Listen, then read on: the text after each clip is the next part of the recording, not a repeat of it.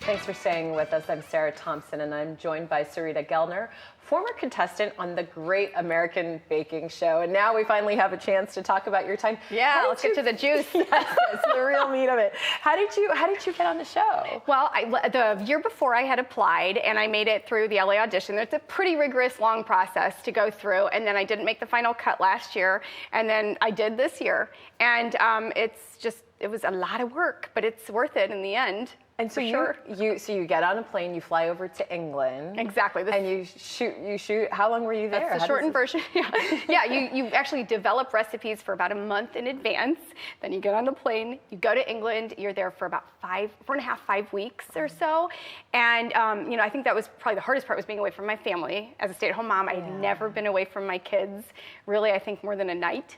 So that was a little bit tough, but production was great. They let me FaceTime with my kids because one had her first day of kindergarten. Oh. And but it was an experience that, oh my gosh, I would never forget, never regret going. It was amazing. Well, let's take a look. We'll have one clip that we're going to start off with. This is you making an angel food cake. A very elaborate angel food cake. So we're setting this up for the Great American Baking Show. We're going to take a look at a clip now.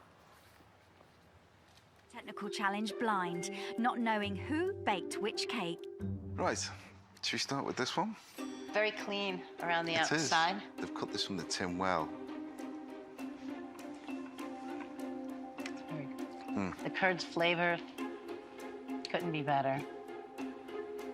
Right, now this one's audacious, bringing out the tin. You can see the white all the way around, but it's got a nice height. The passion for curd doesn't have that same spike and punch. No. Moving on to number 3. The fending of the strawberry is very holiday.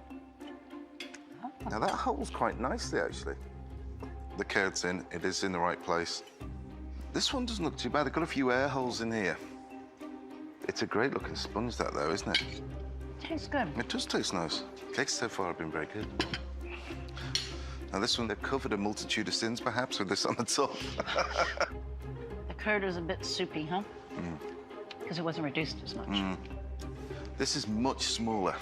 They didn't get the height. Not enough volume, which makes the cake more chewy and dense. How about up next time? Big issues with this? It kind of reminds me of a tree trunk. It needed more curd. Yes. Okay, moving on. Yeah, looks shorter. It looks a bit squat, doesn't it? It's all about those whites, whipping them to perfection. It's actually quite light, and the curd is tangy as well. It's got a sharpness to it. Yeah. It looks like it's nicely whipped. It's not bad. It's got a nice flavour, because that curd's lovely. Right, moving on, last but not least. With this cake, the first thing I see is the outside, which is hacked up. Yeah. An angel food cake with this hidden center loses the proportions when you don't have the right amount of curd to cake.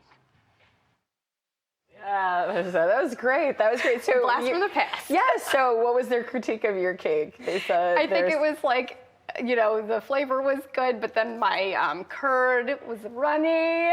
So that was horrible too, because like when you're making curd, you're like, as long as it's not runny, everything's gonna be okay. And then mine's like, shh.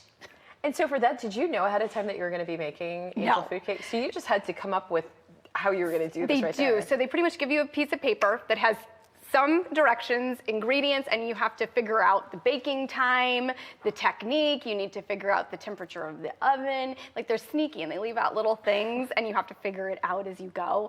And it didn't always go so well. Yeah, and I love your expression when they're talking about it. You're like, No, but we've got a couple more clips. We're going to take a look at those, but we are going to go to break. But before we do, if you want to follow Sarita, you can head to her blog. That's ritzymom.com. Or again, follow her on Instagram just to see her recipes, beautiful photos of her creations, both food, desserts, cocktails, all of it. It's there on her Instagram page. That's at @RitzyMomBlog. But don't go anywhere. We're going to have more with Sarita Gelner in just a few moments. We'll be right back.